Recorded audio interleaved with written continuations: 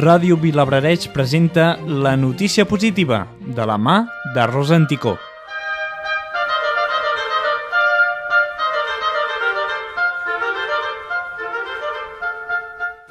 El Museu Picasso de Barcelona celebra els 50 anys amb 3 exposicions i una jornada de portes obertes.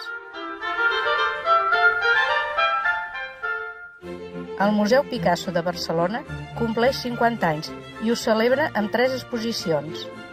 La primera tractarà sobre els orígens del centre i es podrà veure a partir del dissabte 9 de març, quan es compleix mig segle de vida de la Pinacoteca. La seva inauguració coincidirà amb una jornada de portes obertes.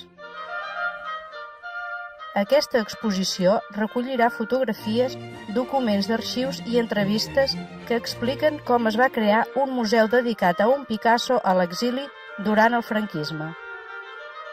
Les relacions personals entre Picasso i Barcelona es van iniciar a finals del segle XIX, quan un Picasso de només 14 anys es va instal·lar amb la seva família a Barcelona. Es quedaren a la ciutat fins al 1904, temps que l'artista creà un cercle artístic i d'amistats que mantindria per sempre.